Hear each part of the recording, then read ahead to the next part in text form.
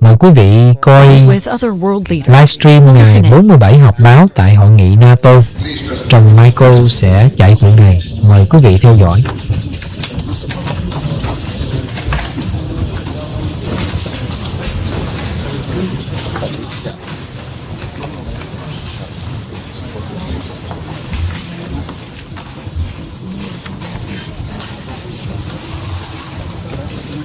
Sayın Genel Sekreter, kıymetli devlet ve hükümet başkanları, Lahey zirvesinde aldığımız kararlar temelinde Avrupalı müttefikleri daha yetkin birer güvenlik sağlayıcısı haline getirmeye odaklanmış durumdayız. Mời quý vị coi livestream ngày 47 họp báo tại hội nghị NATO.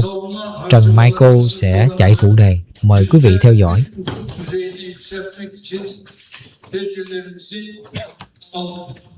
Güvenlik ve dayanıklılıkla bağlantılı harcamalarda ise şimdiden %1,5'luk bütçe payına ulaştık.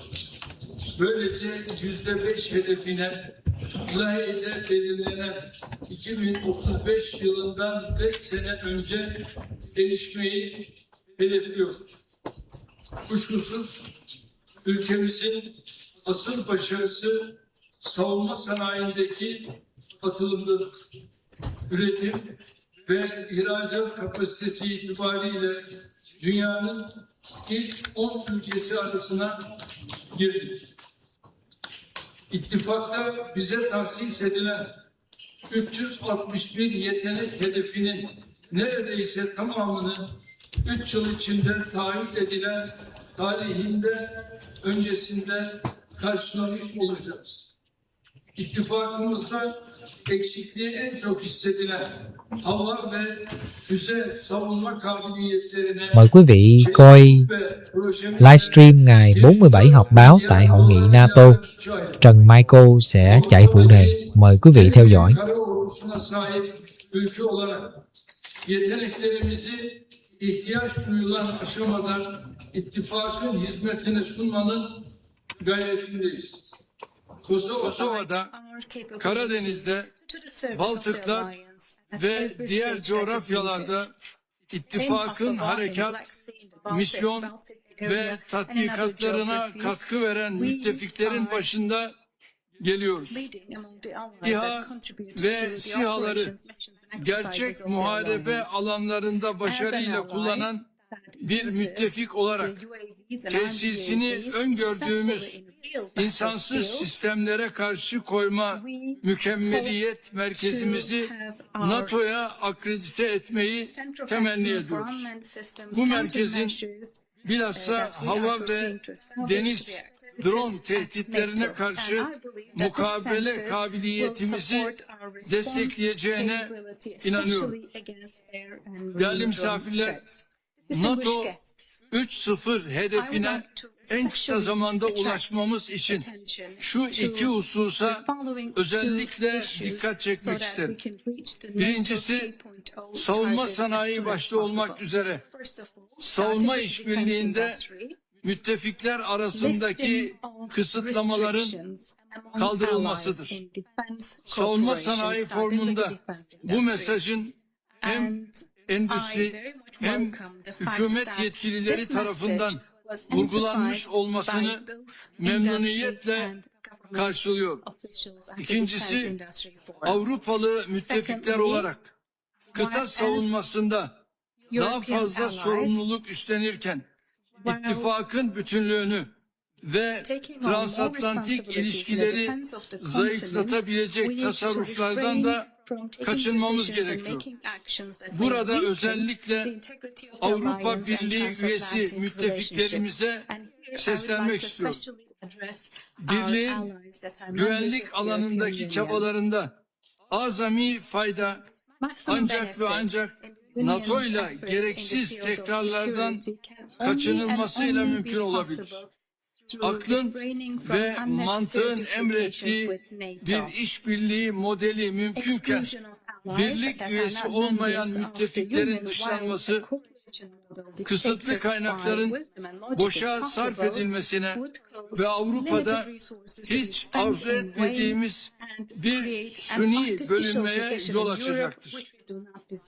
Bu tutumun Sayın Genel Sekreter'in işaret ettiği transatlantik savunma sanayi altyapısına hizmet etmediği de açıktır. Değerli mevkidaşlarım, Ukrayna Savaşı'nda Sayın Trump'ın barış vizyonunu paylaşıyor. Ukrayna'nın öncelikli ihtiyaç listeleri girişimine desteğimi bildiriyorum.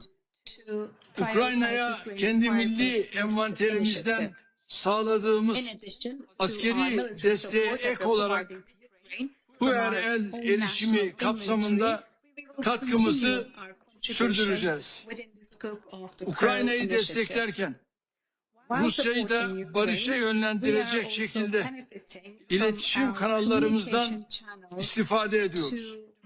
İran krizinin çözüm yoluna girmesinde sabotaj teşebbüslerine rağmen dostum Sayın Trump'ın sergilediği kararlı tutumu takdirle karşılıyorum. Diplomatik çabalarımıza ilave olarak Hürmüz Boğazı'nın mayınlardan temizlenmesi için gerekli katkıyı vermeye hazırız.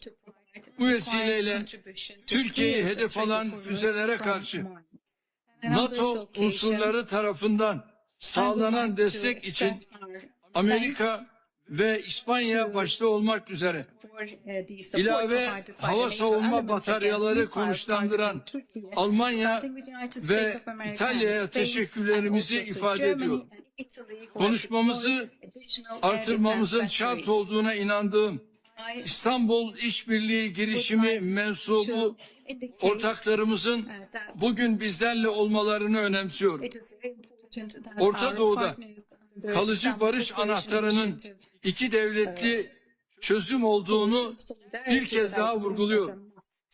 Özellikle Gazze ve Lübnan'da sükunetin sağlanması için hepimize görev düştüğünü ifade etmek istiyorum.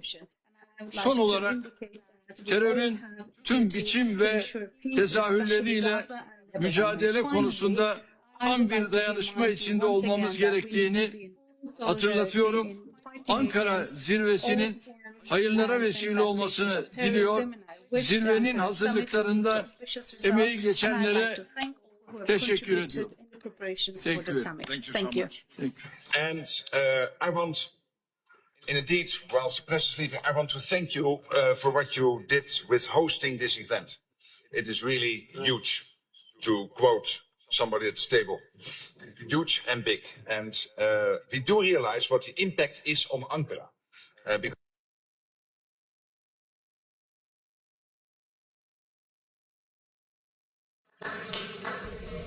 And wrapping up our coverage of the working session That's a with lot of President press. Trump and Wow.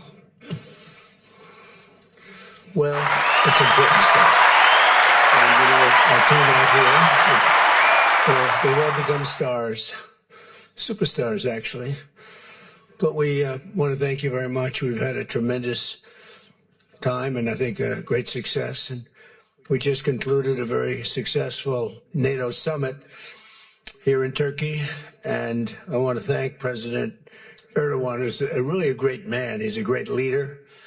He's a friend of mine, been a friend of mine for a long time. He's a strong person, a very strong personality, and that's why he runs such a successful and good country, and really a great, I would say, a great country.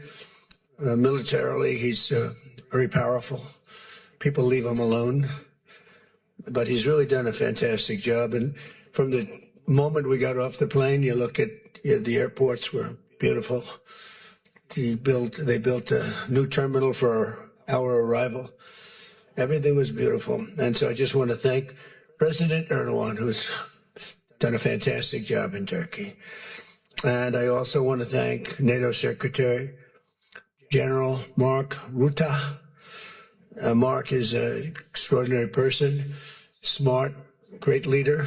It's not easy leading so many leaders like that. Got a lot of leaders and they're strong personalities, every one of them.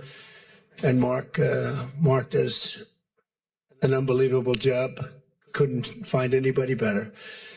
I just want to say there was tremendous love in that room. The press got to see the sitting, but they didn't get to see the speaking. And I actually said, it's too bad the press couldn't see this, because every one of them spoke for a little while, and I spoke for a little while.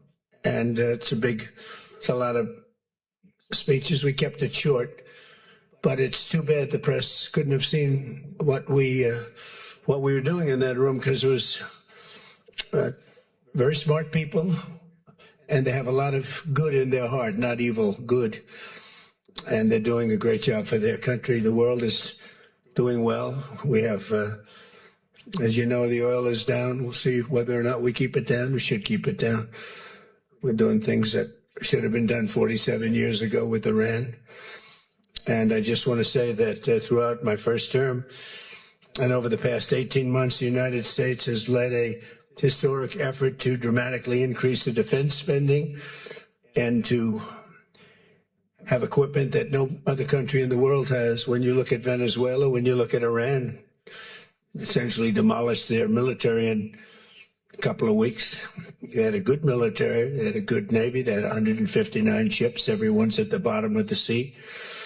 They had hundreds of airplanes, they're all gone. They're all lying burned up on the runways. They were totally decimated. Their radar is gone. Everything's gone. Their leaders are gone, frankly. And their combat capability is pretty low. They have a small percentage of missiles left. They have some of the launchers, missile launchers left, call them launching pads, but most of that's been destroyed too. So we have the strongest military in the world by far, not even close.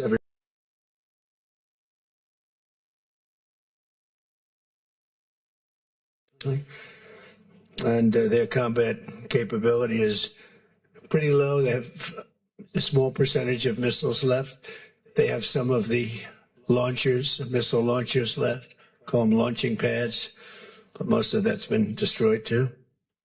So we have the strongest military in the world by far, not even close. Everybody admits it.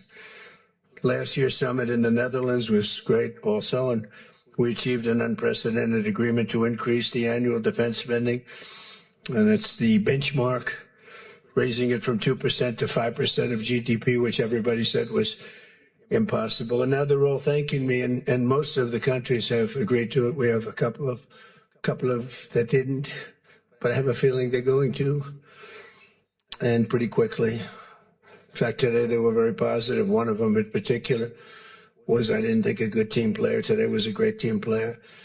As all of the leaders understand very well, the United States remains by far the largest contributor to NATO, monetarily and maybe otherwise, and the strongest military anywhere in the world. And they respect us as a country. Again, they didn't respect us 2 years ago. They laughed at us. NATO laughed at us. Everybody laughed at us. They don't laugh anymore. There's no more laughing. This year, we invested a record $1 trillion in our armed forces, and we're going to be asking for $1.5 trillion coming up. We have the money being spent on the best equipment anywhere in the world. In the working session this morning, we discussed the progress other members are making toward the 5% target, and they're making great progress. Many of these countries are very rich, by the way. We don't have to feel sorry for them. But it doesn't mean they're properly protected. There's a big difference. Some have truly answered the call, and others are making big changes and will be answering the call. I think I can say in all cases they're going to be answering the call. And we'll be taking in over $1 trillion a year toward defense. And that's a tremendous amount of money. It's a big up. They were at 2%. They were actually at 1%. I got them to 2%. Then I wanted to get them to 5%. And we got up to 5% the last time.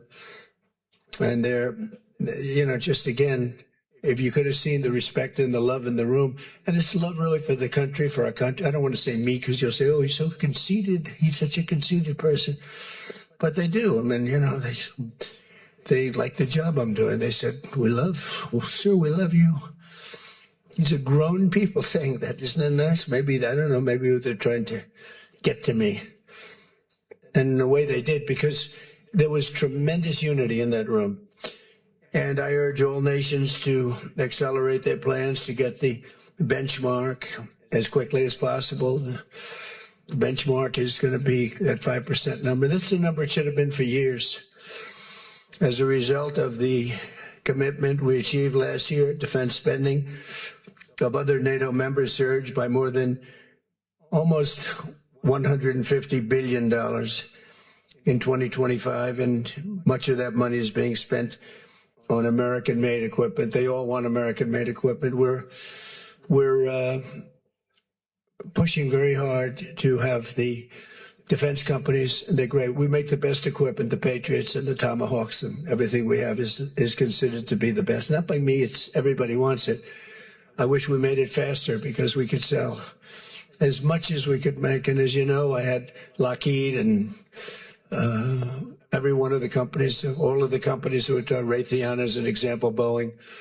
So many of those great companies are now building plants. They had big plants, but they were using them 24/7. I said, that's not the way to do it. You have to build more plants. You don't have to just go overtime. No tax on overtime. Remember that, please? No tax on overtime. Those people are happy. But they were doing literally 24 hours to get the Tomahawks done and the Patriots done and all of the other defensive and offensive equipment done. It's the most sought after equipment in the world. You saw that with Venezuela, where they had a lot of great equipment. It wasn't ours, and it didn't work. Our equipment works, but we have to produce it faster for other countries. For everybody, including ourselves, we have to produce it faster. So we think within a year and a half max, we'll be, instead of waiting for a year or 2 years, we'll be having it on a 2-week wait, maybe a 1-week wait. That's what I want. And it'll do really well. A lot of people are, just waiting. They're waiting. They want to get this defensive equipment, maybe in particular the defensive equipment, but offensive and defensive. Much of that money is being spent on American-made equipment. That's the money that the European and Canada are spending, European countries mostly, and Canada. And they're spending that with the United States, largely. And it's American-made, made in the USA, as we say. Weapons, munitions, supporting thousands of American jobs. This will increase. We have the highest number of jobs. Right now, we have the most people working in the United States that we've ever had in the history of our country. We have the biggest investment ever made, $19.2 trillion. That's 6 times more than we've ever had. Think of it, 6 times. And what did that were tariffs. Without the tariffs, I think we would have done fine, like at about 2 or 3.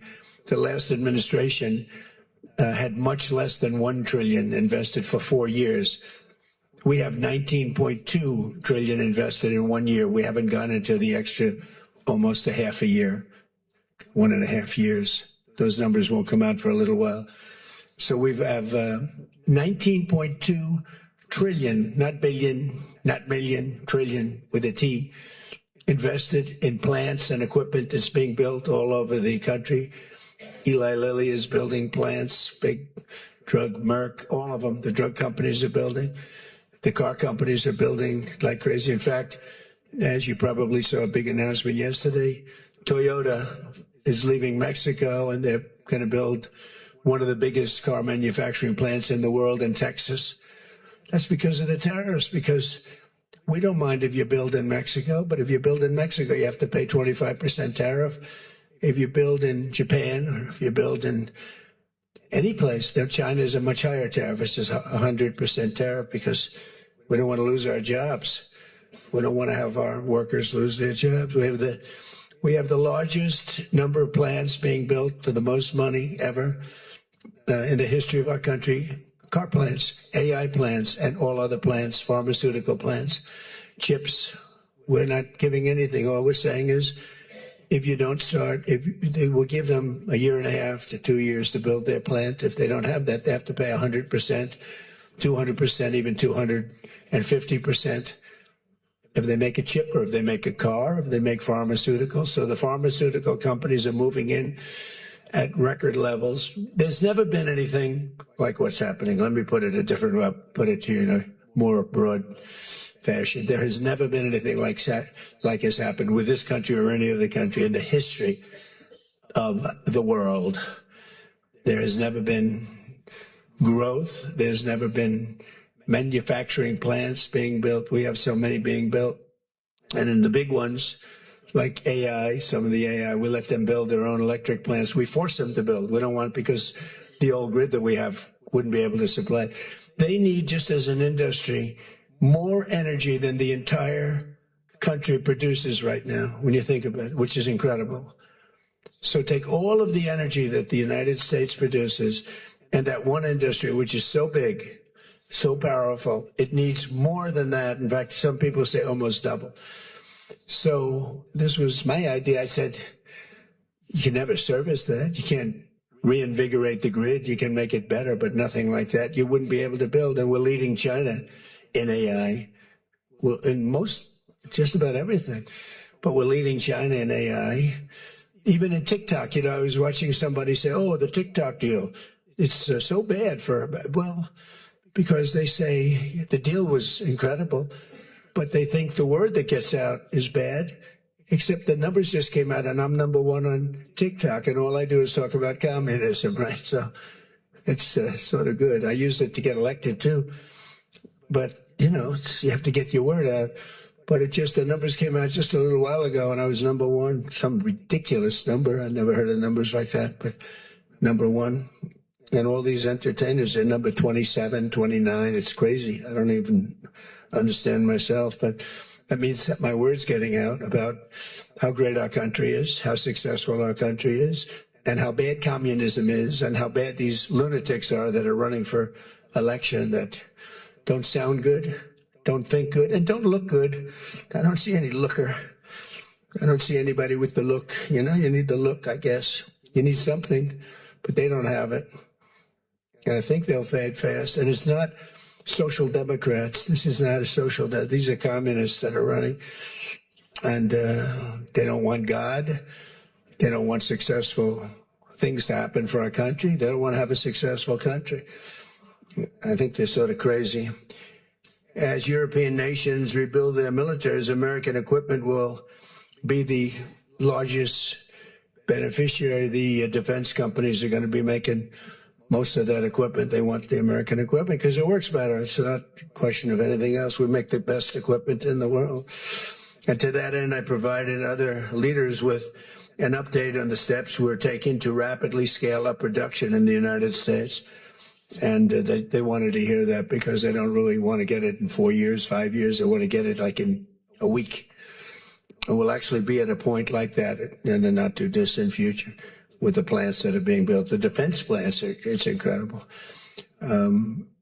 Lockheed is building, I think, 5. Some of them are building 3, 4, or 5, and they're big ones.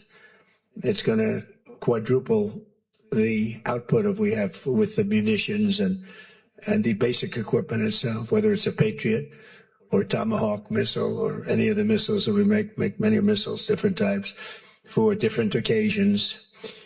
And just today at the summit, we announced $3 billion of new defense investments with U.S. companies.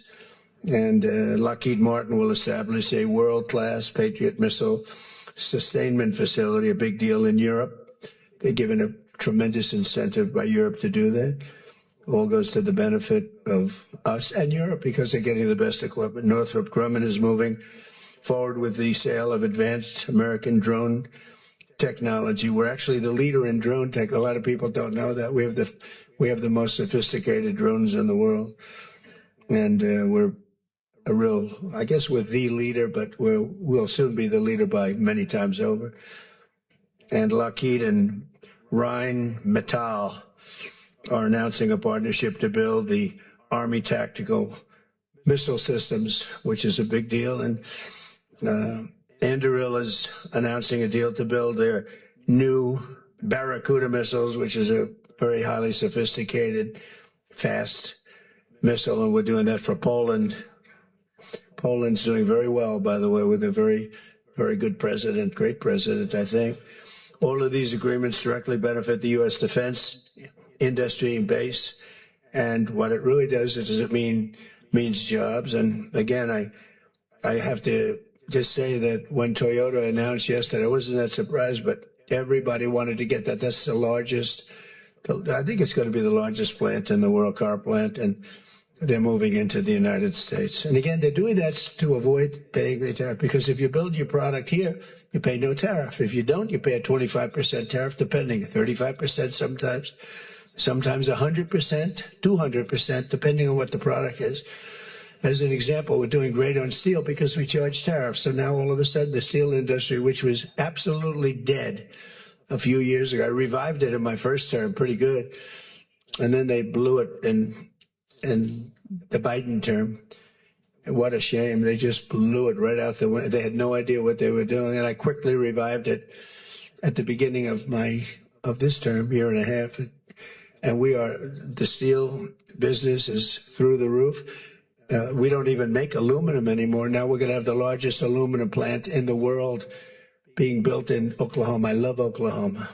77 out of 77 counties, 3 times. And it's great. It's a great state. They're going to be building the largest aluminum plant in the entire world in Oklahoma. It's starting very soon. Over the course of the past 2 days, I had a number of excellent discussions with other leaders at the summit and held productive bilateral meetings with essentially all of them. We had dinner last night. Just about all of them were there. President Erdogan of Turkey, as well as President Zelensky. And he just came in, as you probably saw, had a little press conference. And also President al-Shara of Syria, who's doing an unbelievable job in unifying Syria. What a job he's doing. Syria was a mess with what happened with the previous government. You know that. Very dangerous place. And now it's just come together. He's done a fantastic job. People are talking about it. In every conversation, it was clear that America is back. And we're stronger and bigger and better than ever before. We have more jobs, as I said, than ever before. And we're respected again like maybe never before. We are so respected as a country. That's why I wish I told the Secretary General, Mark, I said, it's too bad the press could not see what's happening in this room. You saw the big round circle with all of the leaders of all of those countries. And I don't know, I think they should allow it. The theory is that they won't be speaking quite as freely, and it won't be quite as good, but who knows? It was amazing, actually. The unity in that room was incredible. Really a love. It was sort of pretty wild. There was a love in that room that was great. So this was a tremendously successful summit. And again, I want to thank President Erdogan, Turkey, and so many of the presidents, prime ministers. They were all here from NATO, the NATO countries. And in particular, we have to thank the Secretary General Mark Rutte for doing a fantastic job. He really put on a tremendous, his was just something, he's a unifier. He's a tremendous unifier. So I could take a few questions. We've done a few of these already today, so I don't think we should take too many.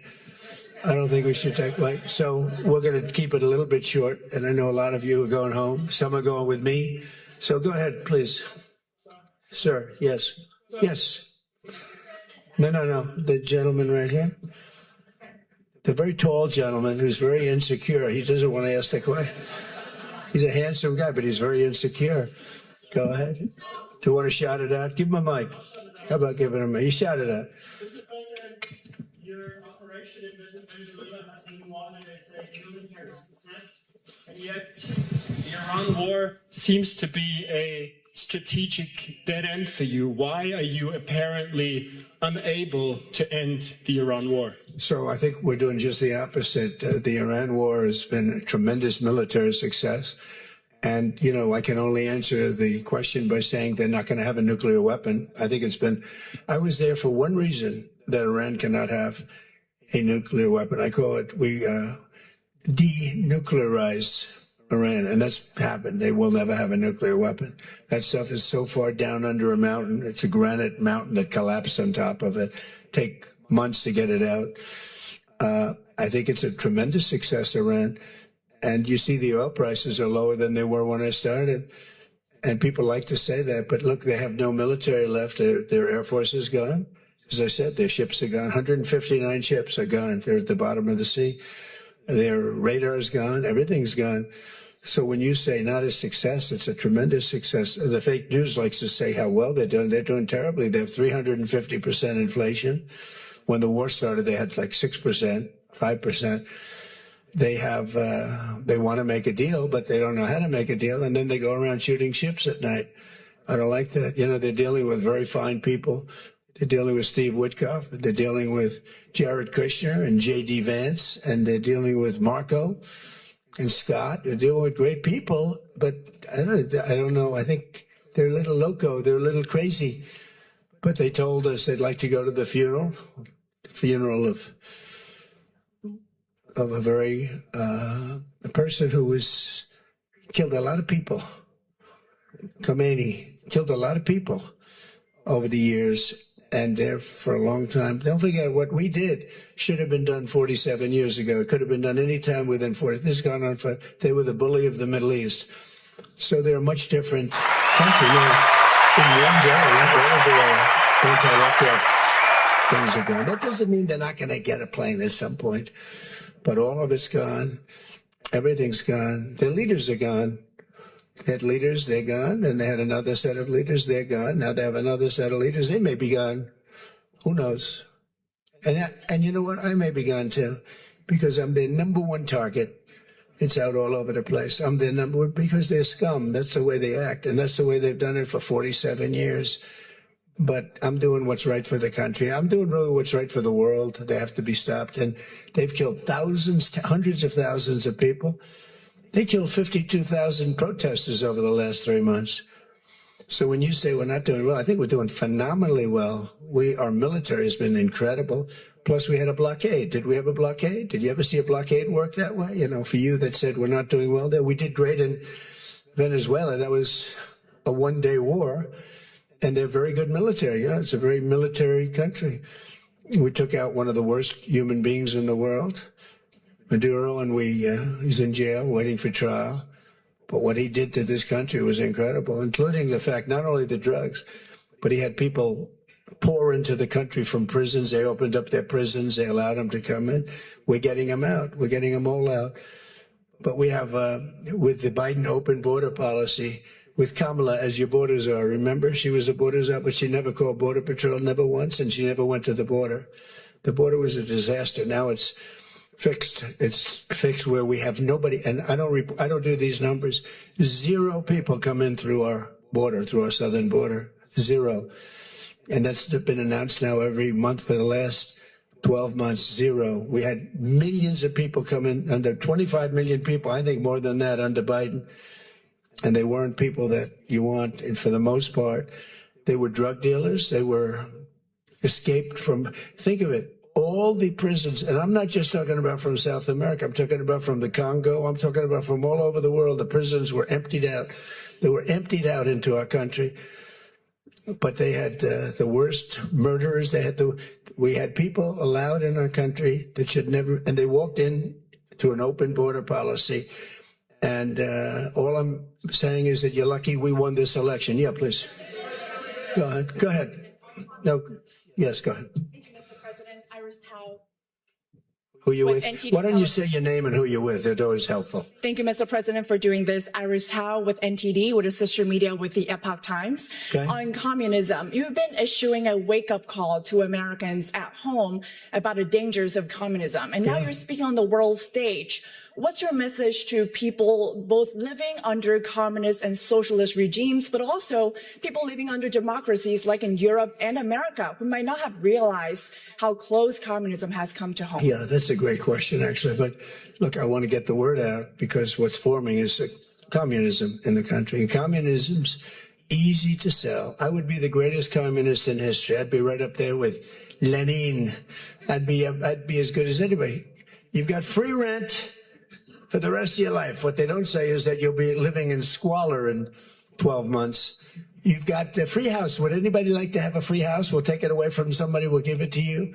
You'll have murders all over the place. Communism's a disaster. It's been proven to be for thousands of years under different names, but same thing. It's very important. And, you know, it's funny. One of the reasons I do so well with Hispanic people, I set a record, Republicans. I get great numbers for the election, helped me get elected in a landslide. The Hispanics, because a lot of them came from countries that were essentially communist. You know, whether you call them radical socialists or communists is not that much, but there's a little difference. When they say social democrats, we're social democrats, it sounds so nice. It's not nice. It's a very dangerous term. So I do talk about it, and I talk about it on TikTok, and I talk about it everywhere. I talk about it here. And you're right, it has become international, but it's never worked, and it's not going to work. What is working is the United States. And think of it, we have more jobs than we've ever had. People are making more money than they've ever made. I'm talking about workers now. I'm talking about workers. They're making higher salaries than they've ever made before. It's just the best system, and it's got flaws, but everything's going to have a little flaw, but it's been amazing. And when I watch what's happening and I see these lowlifes I mean, they're lowlifes. I watch them. I know good people. I know quality people. These are essentially lowlifes. And when I see what they're talking, I think they're very dangerous in many ways. And I've said it. And then I said, boy, that's a pretty big statement. Then I realized, you know, a couple of people said, I think you're probably right. I think this country, with this thing that's going around, is in more danger than it was during World War I, World War II. If you talk about September 11th, if you talk about Pearl Harbor, that was big danger. I think the concept of us going communist, because one thing that happens when you go communist, you never come back, never comes back. You die in squalor. You die a horrible death. You die in squalor. And it gets very evil and very nasty. Yeah, please go ahead. Mr. President, Tyler Pager with the New York Times. Last month, you said Iranian leaders were very rational people, nice people to deal with, strong people, smart people. Today, you said they were scum, sick people, and being led by sick people. What changed, and do you think that... I got to know them. So I've said that about a lot. Now, when you say rational, I think they're much more rational than level 1, level 2. Level 1 is gone, level 2 is gone. This is level 3. I think they are more rational, but based on their actions over the last week or two, they're not doing a service to the people. And I think more than anything else is I got to know them. And I'm not sure I want to make a deal with them. We can play games, but I'm not sure I want to make a deal. Let's just finish the job. Yeah, please. Go ahead. Go ahead. Go ahead. Go ahead. Thank you, Mr. President. Steve Sedgwick from CNBC. The oil markets are up today, around about 7% for WTI and Brent as well. The world is taking you at your word, sir, that the MOU is over, that the ceasefire is over. What happens next, sir? Are we on the cusp of a full-scale return to full conflict? Well, I'll tell you what happens next. We're never going to see Iran have a nuclear weapon, because that's much more important than the numbers you're talking about. The prices of oil are dropping like a rock. Now they'll be up a little bit, and this will end very quickly. We have an oil glut right now because we got all those boats out of the strait, and it's going to drop, and I've predicted everything. I've been right about everything, and I have been for a long time. That's how I got to be president 3 times. That's how I won 3 elections. I did very well in the second one, won it. It was a rigged election, but I've been right, and oil's coming down. Now, I have to make sure of one thing, that we don't have lunatics having control over nuclear weapons. So we have that now. There's no way they have a nuclear weapon. We have cameras, as an example, on the site that does beautiful B-2s at 1 o'clock in the morning 10 months ago, blew up. They blew it up. We have cameras, that's called Space Force, if they're in space. But we have cameras that can read the badge of the person going over to a site. Mohammed something. We say it's Mohammed something is there with shovels. Well, shovels won't get you there. The biggest machinery in the world probably won't get you there, if you want to know the truth. It's way, way below. But we're watching that. And if anybody goes there, they get blown up. So nobody's going to touch that. Eventually, we'll take it. But what we do have is we have that. That's gone. If we wouldn't have had that, they would have had a nuclear weapon, and they would have wiped out Israel. If I weren't president, Israel wouldn't exist. Now, we did it 2 times. When the JCPOA, the Obama deal, when that was originally conceived, everything went to Iran. 1.7 billion in cash, hundreds of billions of dollars. They thought they could buy peace with these people. You can't do that. So the big thing we have is more important than anything we can talk about is you can't let lunatics have nuclear weapons. And we've stopped that. And that should have been stopped on a couple of other occasions, too, with different countries, but they didn't do that. Yeah, please.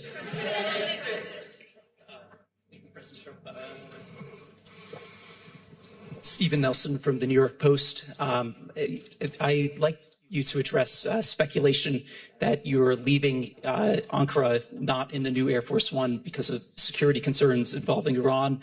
You've spoken today twice about them possibly assassinating you and possibly being successful. Did that concern have something to do with it? Well, I speak about it a lot because, you know, the life of a president is very dangerous.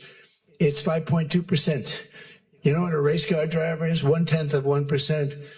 A bull rider, that looks pretty dangerous to me. It's 1/10 of 1%. No, it's 5.2% is you don't make it. You should have told me you're an excellent reporter. You should have told me that years ago. Maybe I wouldn't have run. It's a very dangerous profession.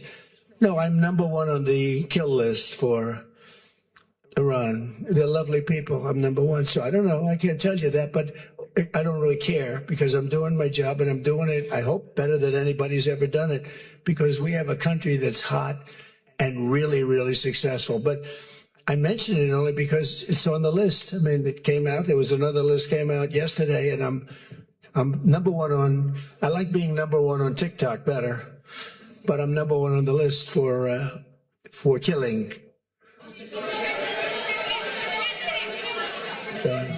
Go ahead. Hey, Sean McCreesh, New York Times. But why aren't you flying the new plane home? Say what? Why aren't you flying on the new Air Force One home? It's flying to Europe, to one of the big bases, 2 or 3 of the big bases where we can show it to the people. And we'll be going home by normal methods. But we have it going to Europe, to a couple of bases, actually 1 in particular, but it's going to go to a couple of bases, stop, so the soldiers can see it because it's truly magnificent. Yeah, please. Go ahead. You want to go? Okay, go ahead. Mr. President, Harici Media, Tunç Akkoç, Türkiye. Mr. President, it seems that the war with Iran may start again. What do you expect from your European allies? I don't think it's going to start again. I think it's going to go very quickly. They hit a couple of ships, and so we hit them much harder. When they hit, we hit 10 times harder. You know, we hit much harder than they do. We have a lot better equipment than they do. We may even, somebody asked before, do you think you'll hit them tonight? I said, we might. Yeah, we might.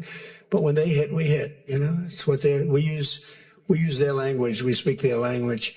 No, I don't think so. I think anything that happens is going to be over very quickly, and we'll only make it safer, including for oil. Oil is going to be very free, very easy, and it's going to happen very fast. We have the Hormuz Strait. The boats have pulled out. I mean, it is a gusher of oil right now. We have a lot of oil. And no, anything that happens is going to happen very fast. We're not looking for long term. Okay, go ahead, Red. Mr. President, you said today, Ines Patera with MS Now. You said today that countries. You're with who? MS Now. MS Now. That's a failing network. Why would you want to work for them? MS Now, can you imagine? They wanted to get away. They took the name NBC because they were embarrassed by it. Go ahead, let's go. When do you hear this question? You said today that countries like Spain, Italy, and the UK were not there for the U.S. and its war with Iran. Should those countries be attacked, will the U.S. be there for them? Well, I'll tell you what. Number one, Spain has been very bad, but, you know, Italy's been good, and almost all of the countries have been good. They just had a bad moment. They didn't help us. We didn't need the help, but if we would have wanted the help, I said, by the way, if I want help, sir would rather remain on the sidelines, and I didn't like that answer. UK gave an answer that was sort of weirder than that. They went out. I said, would you like to help? They said, we do, but we want to wait till the war is over. This was not in the spirit of Winston Churchill.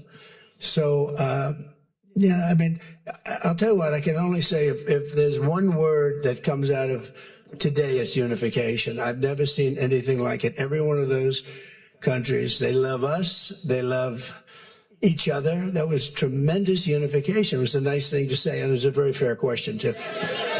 Yeah. Green? Yeah, you're wearing green, right? Thank you, Mr. President. Eda Turul from Haber Global TV, Turkey.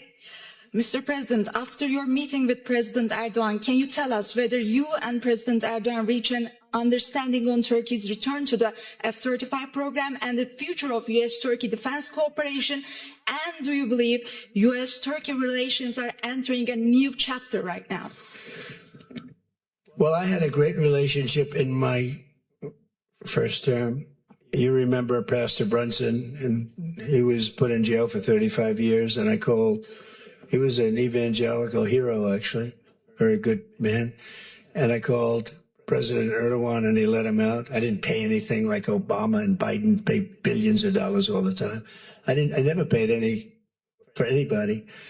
I just let him out. Let him out. But in this case, I didn't say it the second way. I said it the first way. I said, look, he's a good man. He's highly respected in the evangelical, and I'd like you to let him out. And he was in my office, in the Oval Office the following day, Pastor Brunson. I had a great relationship. When Sleepy Joe Biden got in, bad things happened with a lot of things between the border. Everything was bad. We were laughed at all over the world, and we had a very bad relationship with a lot of countries. I think Turkey was one of those countries. But that changed on November 5th when we had the election. And it's one of our best relationships. We have a great relationship. And they're talking about the F-35 airplane, and it's the best plane, and everybody wants it. And we have to make a decision who we give it to.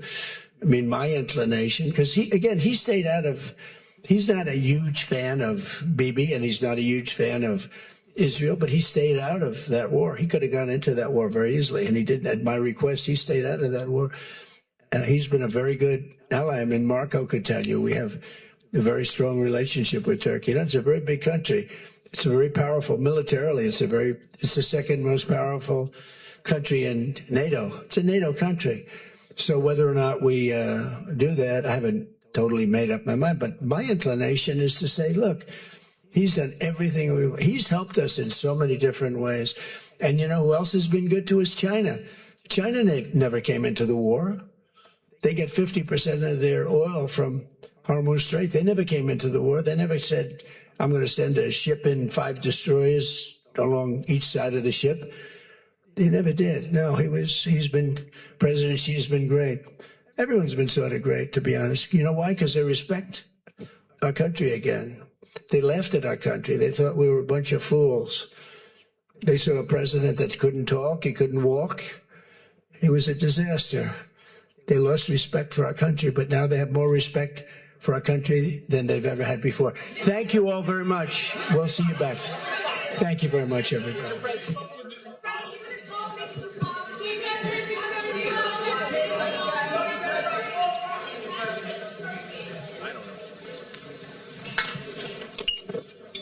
Anything new?